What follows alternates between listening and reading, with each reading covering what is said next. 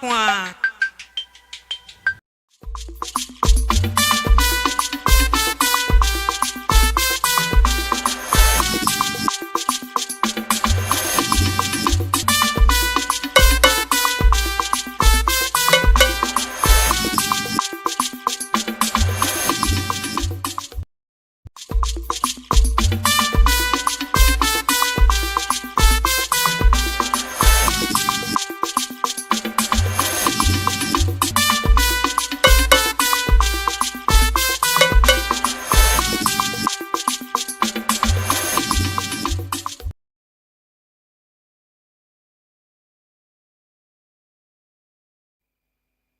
Ene eye ukwada kita sabosom ne de toso aduonu miensa ewo afie emu enumre be bibia wo hwe efiri ye mo adwomo akwaba ereba ITV so memu nsam nyama hodo so de ne braso ayede esomwo ITV so chane so say ye okaso a anti Mercy Junction na ansa yede ensam no ebeba no ye hwe de bedi akotini wo mu ebi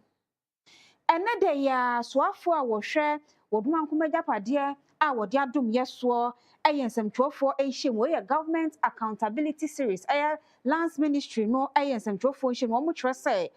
small scale miners no 55 anene wonu tumi krata yagye fi wonu ensam sansan ne bi enkoyi ewo ho so ana wo sansamtwofo ehye mo kuro yi wore to dwa wo kire say excavators baako wo hanedio sonson yade a wonu mo atimi agyewe forestry commission di sa adwuma no yebekọ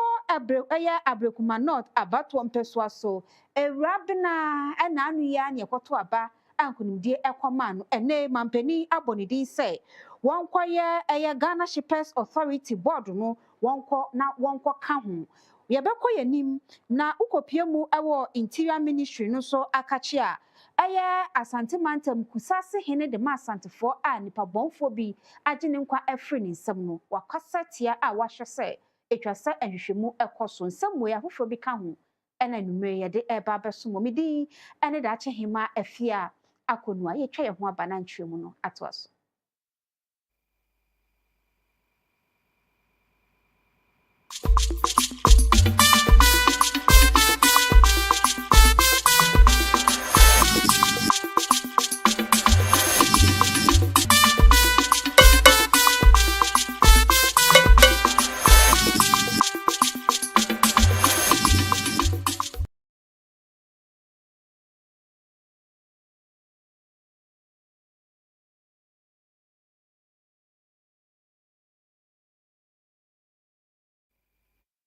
Kasie bono emunchwemu enie ononyamfo Emmanuel Kofi Amebo a eyesoafo a wohwe ensase no odmankomagapade a wode adomye eso ene da ya wode atodwa wo kire se small scale miners won ma won to mikrata no emu 55 ohu se won dwumedie no ensani ne site no won masanso agisa to mikrata no ade afiri won ensam a sa to mikrata we ye abandada no apenso ene ma won sa license ye nei won revoke a wo kire se wo hwe emu beye wo ha 100 enso so a wonu gusu aye hwehwemu ade afa wonu license ya ye de ama wo edi dwuma se small scale miners ewo man emu we na hihade aban aye se de beboa na agadam se watimi eto ase afri wo man emu we government accountability series ye na de course won kwan wodin sem we etodwa. In the fight against Galamsey, it must be noted that 55 small-scale mining licenses issued during the transitional period were revoked at the beginning of the year. Additionally, 907 out of 1,278 licenses, and these are small-scale mining licenses, are now under review for possible revocation due to irregularities identified by the Small-Scale Mining Review Committee, chaired by my able Deputy Minister. A similar exercise is currently ongoing to review large-scale mining licenses to ensure compliance. These measures are all aimed at sanitizing the mining sector to ensure transparency and sustainable operations. In collaboration with other agencies, including the Ghana Police Service, the Ghana Armed Forces, and the National Security Secretariat, and I must say that I've had a full cooperation of our various sector ministries, and I want to take the opportunity to thank them for their cooperation, including the Attorney General. Enrachinu ononyanfo Emmanuel Kofi Amabua esanso eritudwa wotre se gadamse kwonu de edendie nanso aban eguso aye na afamu de bia obetimi aye no wahwekwane a wobetimi asia no empo se wontu ase a na no wotre se excavators yonum de gadamse forestry commissioner bo no modene a ede wonum sato hane de sonson aye 177 eso enya no nko a wonu aye gadamse yi enso no fi afia hyase besi sabre no womo achi enipa apem ene ahasani aduanan enum 1345 aye wonu me gadamse bie ene wono achi wo mo guso ahwehwemu erefa safo yi ehun. In collaboration with other agencies, including the Ghana Police Service, the Ghana Armed Forces, and the National Security Secretariat, 425 excavators and other machinery have been seized. We have also made 1,345 arrests nationwide since we started, and prosecutions are steadily progressing. I believe that the Attorney General will speak to these prosecutions and give us an update. 177 excavators have been seized under the Forestry Commission, 4 bulldozers, 12 vehicles, 43 motorcycles, and 155 pumping machines, 184 shamfans, 15 detector machines, and 10 heavy-duty generators have all been seized, and 286 persons have also been arrested. These are under the Forestry Commission, and they make up for the total numbers I gave earlier. To coordinate the efforts of the military, police, and other security agencies, and to bring proper sanity and coordination, the ministry, working closely with the Ministry of Interior, Defense, and the Attorney General have established, and the National Security Secretary have established the National Anti-Illegal Mining Operations Secretariat, we call it NAMOS, as the operational nerve center for Ghana's fight against illegal small-scale mining.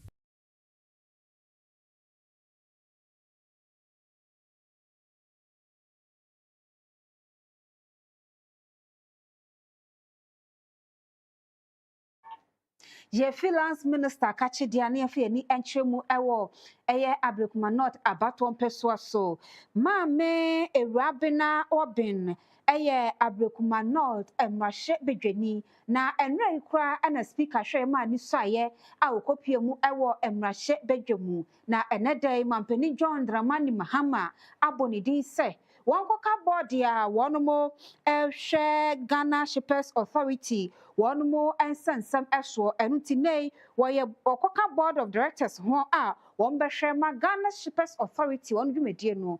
CP na esita July bosumene dana etoso edubaako afimpinu ene eduenu enum yimu ena bato mprenu so ekoso ewo Ablekuma North mpesua ne so ewo nkrapompuni mantem wei namso ema ewra obin edimu nkunim ema edom kese ewo mayimra hyebedwafie no wonomo edodo mu pagyaye ekosdru oha ene eduwotwe enan eye 184 ya ni nyina no etimi aboa ma ne wo hwe mayimra hyebedwafie emra hyebedwafo dodo ya ewo ho na wuchemu miensa Dom kese no ekita emu afanu eno ena enra July bosomenda na etoso eduenu mienu afimpinu ne eduenu num yimu omayimra hyebedwafie chiame ema erabna obin osaye ede kire emrahye bedwafie ene mpanimfo ya wonomo agi ni tu mu se emrahye bedwani na ewo mu se edom kuma ewo emrahye bedwafie no wonomo etwi efaso epie ye ya wonomo antena dwumadie yi emu ebi na so ni nyina emu no wonomo etumi agi no etu bedwakuo foforo Muteni eye Kane Minister for Transport ya wonokro ya ena Kane no yemra hyebedwa ni ma adehia ewo efutu ora Mike Allen Hammer afoforo bia Kane ho eye Professor Ransford Jump ya oye CEO Emma GSA Nathaniel Amonu Wilson Brigadier General Paul Seidu Tanye Kolono ena afe adwoa obobia da kumpoku afoforo bi enso eye Dr. Kamal Dean Ali Dr. Frederick Apo Emilia Esiakwa, Clement Boateng, Yaw Edu Eje Jemfi, Salamatu Fuad, Ena Erabna Obi. The day-to-day management of the agency, but rather work as a team in line with good governance principles to realize the objectives of the authority. It is to be noted that under the governance framework, the board is under the ministry's supervision and is required to respectfully work directly with us. Under no circumstance should the board deal with another authority above the ministry without due consideration. I want to pledge on behalf of the ministry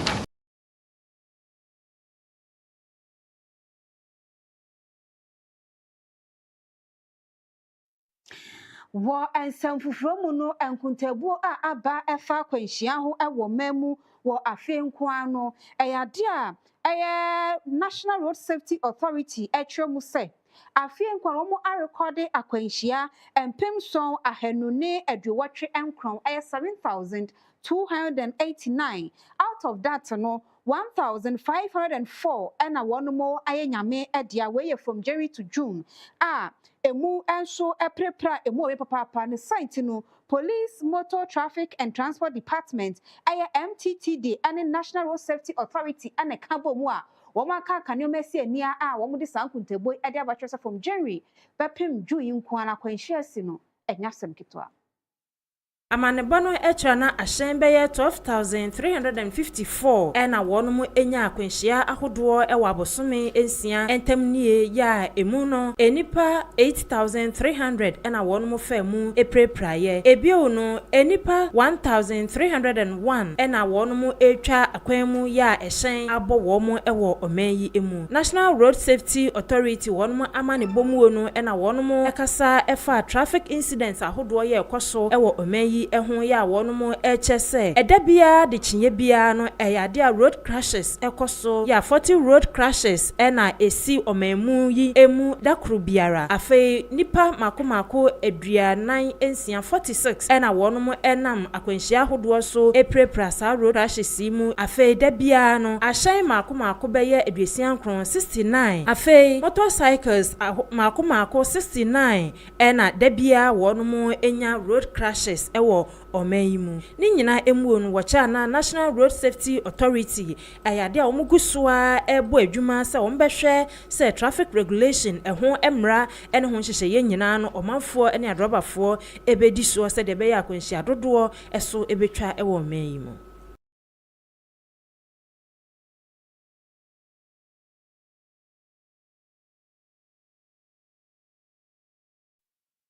Jefi akwanhyiamu ensem de yefe ni enkyeremu ewo Asante Mantamu na kusasifo hene a wowo Asante Mantamu na Abdul Malik Azimbe nipabonfo bi aje wo hene nkwa afiri nsem asem akoyara wo papa ewo Asante Mantam wei anam so ema Interior Minister ononyamfo Muntaka Mohammed Mubarak akaseti adia ekoso ewo ya watro say bambo agi na tukos be wo mafamu die bia manipa bonfo wo no agi wo hene nkwa afiri nsem no wo mo ahwe na emrane na de se na efata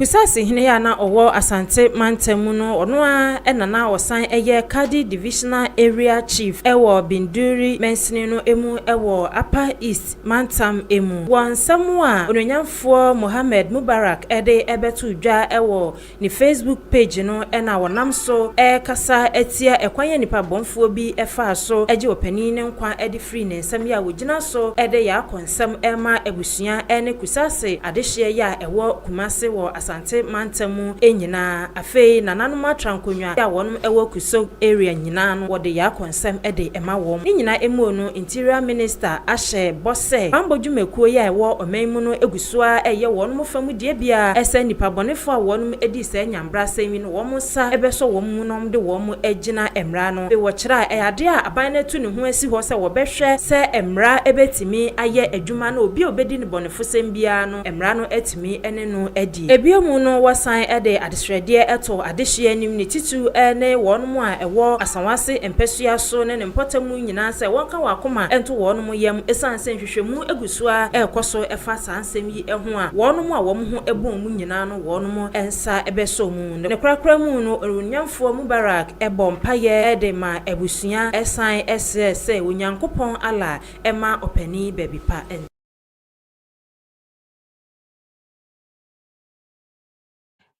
Efi arehosem yi emu na wo ensefufro mu no Ghana ba pani eye Mame Lodina icon insasia akopie mu ewo techiman empotem eho a wode akade bia ebeboa ma apomuden semesipie sita ewo mpotem ho ade akwakoma techiman north empeswa no eso eye apomuden adwuma ewo ho we ye medical supplies ya hodo ene equipment ya wonum ehia en wode ekoye enu tibra wo koye no mrahye bedwani ma adehye a wonmo ewo techiman abato mpesua so a wono aso ene eso afo wohwekwaye ho ensem so Maame Elizabeth ofosu agare kopiem ewo ho a wohweye edane niemei edman Mrs. Mahama esi subio se foundation yi ni nyina ene se betumi aboa adehye nkenka ene apomudi ensemu ewo maigane mu esanse bana apomudi mu nsem a bebre na no ana esanse kasemu nti wo mu entumi enya eye ayarehwe papa wachomo se Dienti ya womo edisa foundation we ebaye ene se beboa enkwada womo ewo nkronketu mu woma womo ewo miaya wodo a womo enya access eba no eye healthcare eno enenam so a womo edisa healthcare promotion yi aba ene enunko enwumesuan so eka ho bi ene nipa asetene mu sede ne nipedua sede na pomodi mu nsembetumi akoyie wode sansem wani na tudwa ewa abra na wode enema wodo a wode ekọ eye bia ho no mi na wode ehye eye Mrs. Ofosu agare a wono eye mrahye bedwani wode ehye ne nsa enumu enenam so no nso ache na sida piesie eche musade hye ho techima north womo nso ebehwe se de wode abre womo no womo ebehwe si ye nkenka ene apomudin asoe ya ewo eye mantem ho no na eye Lodina foundation yi womo aboa de hye bebre enema hodo binum a wode ehye mrahye bedwani nsa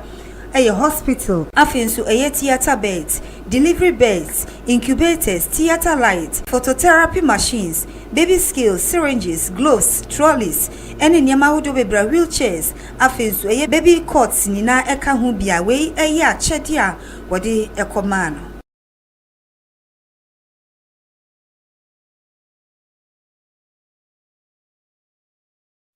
Afe yantensi wosunu kokroko amanyoko no wonum emwe na ononyamfo seche mensa bonsu kane dom dodo no ban dani ewo mrahye bedwamu na wo MPP ni mapa ne wode kokobo ko ade ama MPP fo se wonum eyi obi a obetu franka ade ama party no 2028 na nkunidi a wonum ehwe se wonum ensabe kan be wie peyo de a womu enjai se womo ebe se ebia no wom de babaji wom di our primaries ni mu na mmom no wom hwe obi a wo sefata obetimi aboa aprem wonum atimedi nkunim 2028 When nano enam nneema hodo a ekoso e party no mu ochemsa party members ni na enwo behia se wo behwe asiesie wo ho ntem afinso enye se nipa bia keke enesese wo ba se yento ne so aba na emum ye hia obi a obetu franka edi ama amayuku na nipa no ese fata ekoba ne se yeye inyimu ekoba ne se mentimi ho asibi ewo wontem a enya ade a ebeboa ensem sei ene wode to aso who we want to be the leader of the party. People are coming out there because they satisfy the qualification and eligibility criteria as set out in the party's constitution or even the national constitution. Yeah. But you see, whoever should be the president of this country, really we are not looking at just the qualification and eligibility criteria for whoever should be our president. We are not just looking for a flag bearer. We are looking for a president or a presidential candidate. Remember what the Mr. Kwampianim said in 2007. Yeah. When we had preparatory to the exit of President Kufuor, we set out the processes to have him replaced by the party. I'm talking about having a new presidential candidate. when he had expired his own tenure. And then we had this invasion of 17 gladiators. Kwampianim stepped in and made a profound statement that MPP, we are not looking for a flag bearer. People seem to think that we are looking for a flag bearer. I'm quoting exactly what he said. He said, for the flag bearership, any, excuse my language, because I'm saying that I'm quoting his exact words. Kwampianim warned us, as for the flag bearer, any idiot could become the flag bearer. But we are looking beyond, or look beyond the flag bearer, because we are looking for a presidential candidate who ultimately will become the president of this country.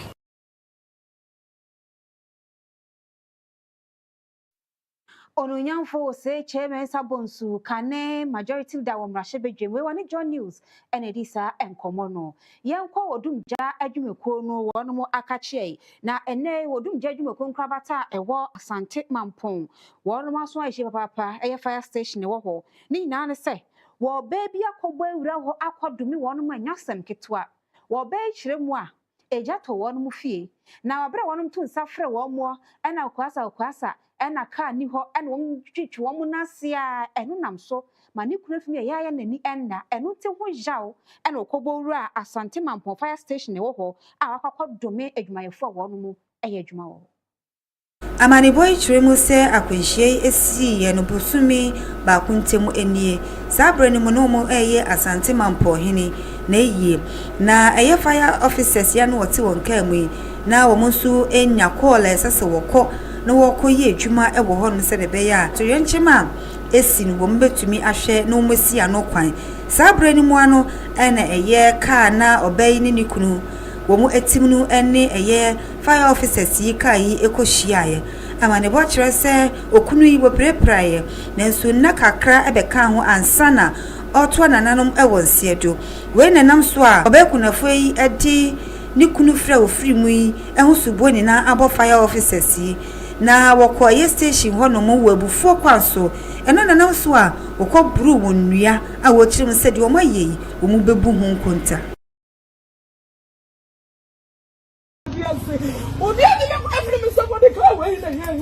was so many out by the pole, medium in your brain. Miss Flower said, or fitness and the pump one, yeah. From mommy. Mommy. Oh, yes, mommy. No, where hey, come on, let's get.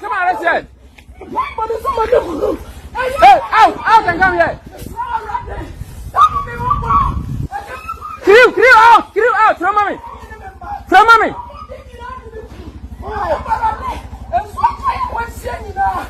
Kill. From mommy, that.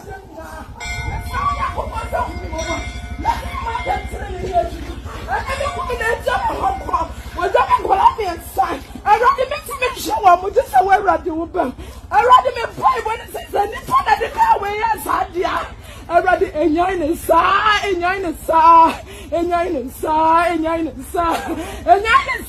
ma sumubi o man wo mteka ne so nyina o man waduma wa nyina enim sase wa hubi obi a woni wo bibia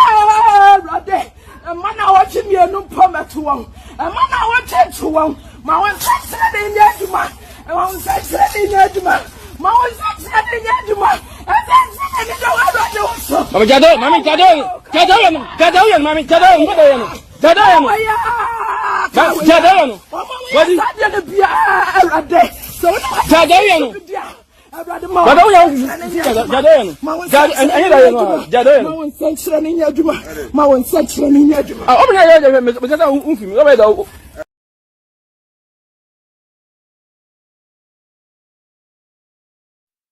na we dia ekoso ewo eya Asante Mampon fire station eno no wa Asante Mantem eno ye free sansem no emu na de ni atwemu ewo emfifi Mantem mu na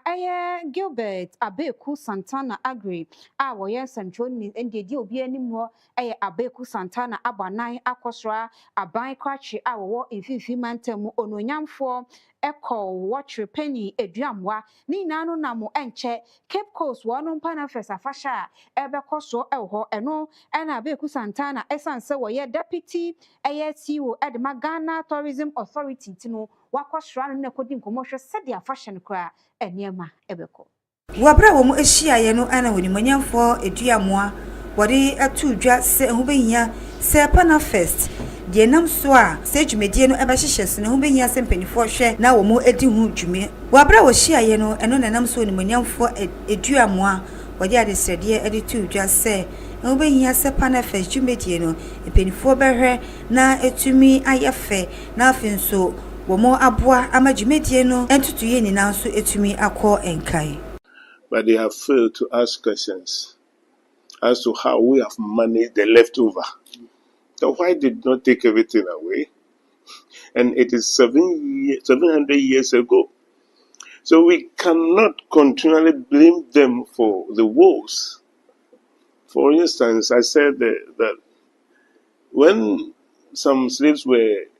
bought from the top and were coming down south in order to be shipped outside there, they were crossing rivers, including Ankobra, Brim, and Weatherview. Anytime they go closer, they had to drink water. Straight away, they were drinking. Without things being cold, let us have them alive and bring them back to same water pra. Put gun into their heads and ask them to drink and see whether they would drink. Was the water too polluted by the whites? No. I think that we destroy ourselves more than what they do to us. And so I want panel first to, as we try to portray the history and the atrocities that came with it, let's look inside. What can we do to change the situations?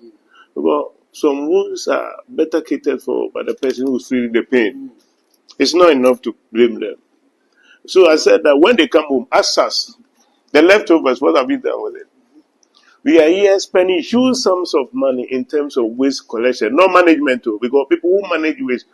get something out of it. They get a lot of things out of it, including energy. But we collect and go and throw it away. As a former member of parliament 2 terms, there was something on the budgets of a common fund called fumigation, meaning that quarterly, government will have to pay some amount to a company to do what they call fumigation. Yet, for the 8 years, I didn't see one. We've always created avenue for people to mark the past of this country. You can't blame the white for what they did to us. There have been instances where people feel that if they were here, it would have been better. They may be beating us small, but we would have, fine-tuned us properly. Nevertheless, it's not too late, especially when we are going and others are coming. Let's lay the foundation very well for them. That's why we should be intentional. Which is why I think that for him to be the rep here, for all this time, he should have been frequenting not my office, but my home. Because this time we do not have time for protocol. Let's be practical. Yeah. Let's talk about it. So it's not going to be that when your boss is coming, you come to. I mean, no, we are, no room for such behaviors, because then we are not going anywhere. And so you are welcome. We'll do everything together, but then in between time, let our people know that panel first is not to remember our pain, but is to find a way of forgetting our pain. And the only way to do that is to do right things.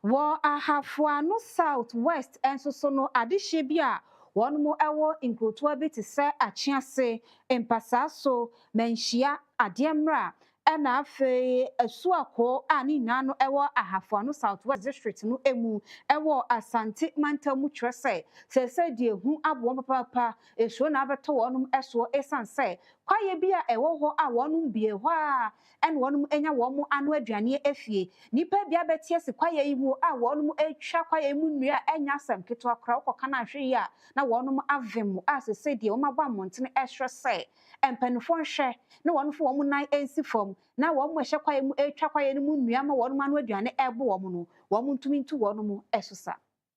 Youth leader Anidi Edi Kojo Asare. Wabra odi nsemu tudwa no. Ochire mu se illegal chainsaw operators wo mo ha adwene peye. Enam so ama ehu abo adehia wo mo ewo mpotem ho no mo. Sese no ehu ana abeto won so. Wo mo ba mbon nsem sunsu de akoye bibia ewo ho no. Ye nsem nyina ne se. Ye won konfo bia wo ma begu kuro yi mu. A ye nim ba bia wo mu firi. Ye se ye from gangs. A wo mu leader. Ye fra ne commander. Sese ekuro yi mu a ye weyi sa commander na ekire kuro tama ye beda tama ye be sore sa commander yi abefa kuro mu ade hye eye na muware na metu mrante a wo mo tete wo mo kire wo mo atutu asem a ye kire wo mo tutu wo mo malamfo a wo mo twe wo mo begu empatam kuro bi wa from ansia a malamfo no ekire nkura de se na esi di aduro sese pesa so na metu ebo 7 na wa nwura wo de mo a de be to wo no untumi nyina ensem wo nyina akoso this year omampanyini yi no yakone ho atrase afra no asambre man a owon pesa so na metu akone ho ne Kojo Asare ya me youth leader me ne na kasa 5 times o fra na o se ye beba ye be he na asam ne yaka ebesi ne ye nhunu hwe ye se Ghana mparifo ye ma wo mu na awotwe ye fa bi ntoso se na awotwe ne so na sa mrante da so won pesa so mansia ene ye ne ya babo ye ho ban eluti ne ye pia bonten ye ne beto wo mpanyira nim ona bubu ntaka ye de to wanim security council ye bo mamane regional minister ye de to wanim Wa sansem kroye mu no ana ekuafo binom a won ho aka ewo mpotem ho no mu kire mu se wo mu nkwa edansanie emu esanse eye chainsaw operators ye wo mu di dwuma wo kuti kwansu eye dwumedi awodo wo mu edie no ene ade a eboa enam soma mentem ho asepa esi the DC the commander me yo man free ye petema ya ye ma no mutumi nkofum ye kwa yetumi nye bibia ye so kwa no e da no so wo beta se pe eti de ye se ahobambo se mpelifo mo bo ye ho bai na ezure nya hoto anye sade a ye me ma no se de besi ye so ye mpenza wo Ghana me obi ene ne ba be kofum kwa so mu suro ye nyina ekom ene eku ye mfo ne se ye na moti ase tete no sa nsem wo nyunu bi da na sa afiri wo asie de esi wo moda mpanimfo no mo hwe ho na mantu no asefim ni ahan so na mesra ban se o ma na nye kase ye wa meyi ahwe nyi nkofo na mfiri anum na kroma na mesoma kroma ahwere ne nkwa aban de bebo no subo DC no so na ye bebo no subo nti esra ban se na ne kine ya ohwe nyi nkofo no mfiri kroma na ye wonto ye DC obi adwaro ma butututu nyina ye dawa no mutututu nti aboye hu pa se esra ba se omra no mo so no mo ye pam nkofo no ma ye sa anu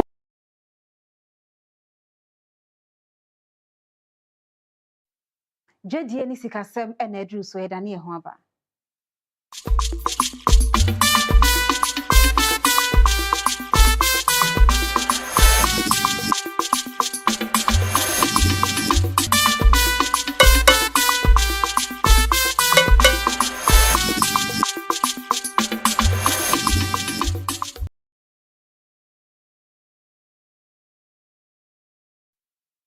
Afe dwadie mu ensem ononyamfo Felix ofosu kwa chere dia tudwa say media budget ya chinada finance minister Dr. Kasie at force kwa kotudwa mahye bedwam no ensem denko a enwode breganafo wa owura kwache kasaye mu no e na ode tudwa sa wo hwese de sidi no ahoodimpo etimi agina ne nan so na inflation so eso etimi ate aba fom no a we nyina eche se aban no nhyehyeye pa wode agu akwan mu e na fiscal discipline no e yade eso aba emfaso woto aso se enya ade a wo emfie nan entem no wo no betimi aye de Ghanafo ehwehwe nyina e de ama wo na kampese abusumi ensia ntem na so wagidi ye pa se wo abusumi nsia ntem yi no ensachaye ya aba omayi mu ene se de niam ani adane no eyade aga nafo ebo adwo amammuo yi eho pa osoafo a wohwe omayi sikasem eso Dr. Kasie atoforsen ye hwe animu se media budget review no odebekọ akoto emrahye bedwefo anim ewo ochanya wada July bosomida etoso aduenu enan wafimpinu ne aduenu enum yi emu asa presentation we no ejina section 28 no eye Public Financial Management Act 2016 at 921. Wodwadie ensemwa no ene Ghana Institute of Freight Forwarders ade atodwa watcher say wonu ma krania ma efiama no ne eba no wo hwe nimbe na wotwe kakra di animu yi eyade wo mo niema no ebeba fom kra eye eto ne ade dada so obe wonu mo akraba ni na Bank of Ghana Governor Dr. Siama Ashese se Ghana yesika no nko a enefa nidwa ewo man emu. Vice President Emma Ghana Institute of Freight Forwarders Nana Esiama Pepraya Wodikan edito edwase se wohwe shipping lines no ebia wono rate aya wo kotu no eyade ne Bank of Ghana rate no enyina pe afa sanso na wo de toto commercial banks rate no ho a enyade a ene no ejina pe ya wo chese eno enam so enema wo akra free amanone no ne bo no emu epeja kakra afa wo san edito edwabiem se wono gusu a etoto niema se de be ya shipping lines no won rate no ene Bank of Ghana rate no ebetumi ejina pe na enam saye so ama eniema won mo ekra free amanone no ebo no etimi aba efom kakra na na pepra etwa so ese owogidie pa se sa na montuo yi ebetimi aboa pa ama eniema empo se sidi no ahoden etimi ejina ne nan so na rate no enti won mo entimi ntete so no won betimi ate so ama eniema ayefo kakra.